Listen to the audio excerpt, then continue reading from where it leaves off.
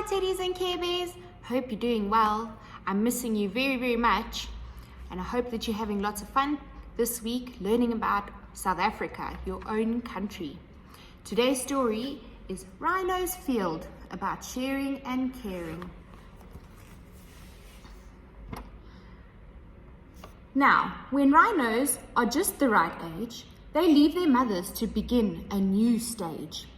They go out and find their very own spot under the African sun, so hot. So this was our young rhino's mission, to find his spot, best place, best position. He jaunted along at a very good pace, certain he would find the very best place.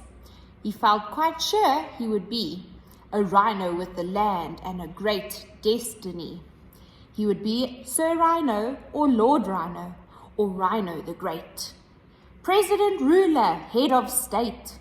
But he really quite fancied, he quite liked the ring of the most splendid, most mighty Rhino King.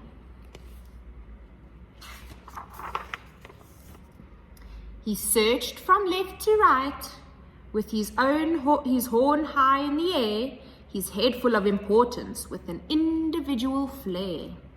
So it was that he happened to find the most marvelous place, the very best kind, or so he thought.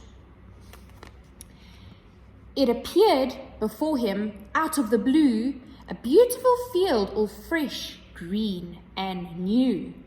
Luscious long grass, always good to eat.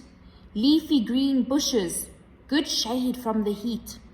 And the perfect ditch with the perfect sand to rub and to roll in, the very best piece of land.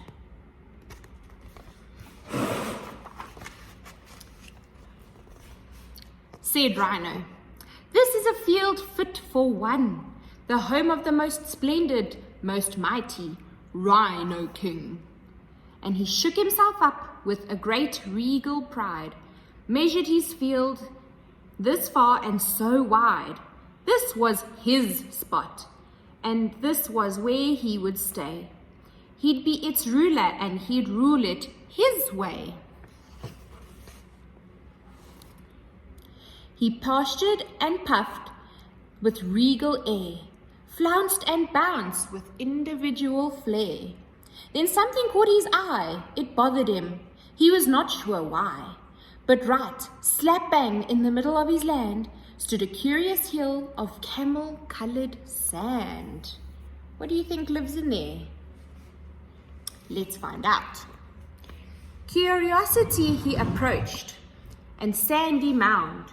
Something was there, a movement, a sound.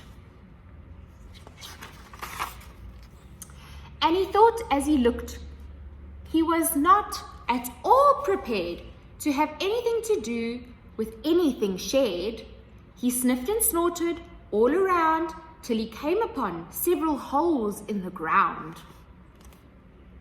His brow crumpled up in a curious frown as he lowered his eye and tried to peer further down.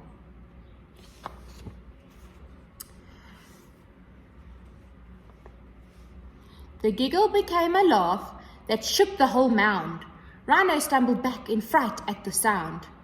As just at that moment, with shrieks of great mirth, a whole family of meerkats popped out of the earth.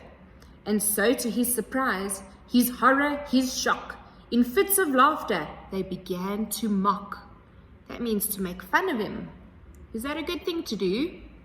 No. All his posturing and flouncing, puffing up and regal bouncing,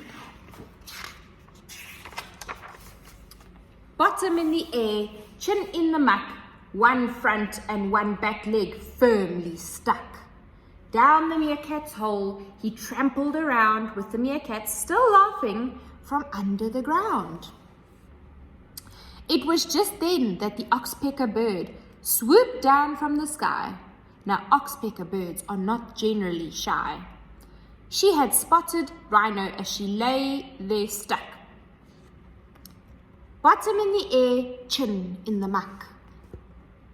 At first she said only one thing in mind, the fat, juicy ticks she hoped to find on Rhino's round, stuck out behind. Oh no, she wants to catch some fleas.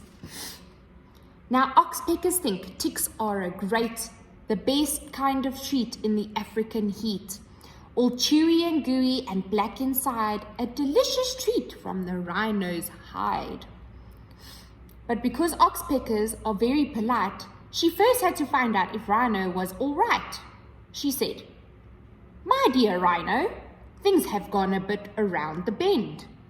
You seem to be in need of a good rhino friend." And with instructions like move a little here, then there, then a little towards me, Rhino sat in front, leg free. The laughter from the mound suddenly stopped, and slowly but surely the meerkats popped out of their holes in the ground to gather around on top of their mound. They're watching to see what Rhino is going to do, and the bird. Said Oxpecker sternly, "You all had a hand in this, I have no doubt. So now you can help me sort it all out. Come on then, each one of you, we have worked together, it might just do. Pull from the front and push from the rear. You push and pull and I will steer. First pull, now push and pull." And together they freed the young rhino bull. Rhino stood shaken and forlorn. He was sad. He couldn't even raise his great rhino horn. Oh no. Then the oxpecker said, "Come on, you great lout. Don't you understand what this is all about? If you want this lovely field, then you're going to have to share. You have to understand and you have to be fair. If you think you're more important, then you're quite wrong. We all have to learn how to get along." From that day on, Rhino shared his land, shared his grass and his fine patch of sand, and never again did the meerkats tease him.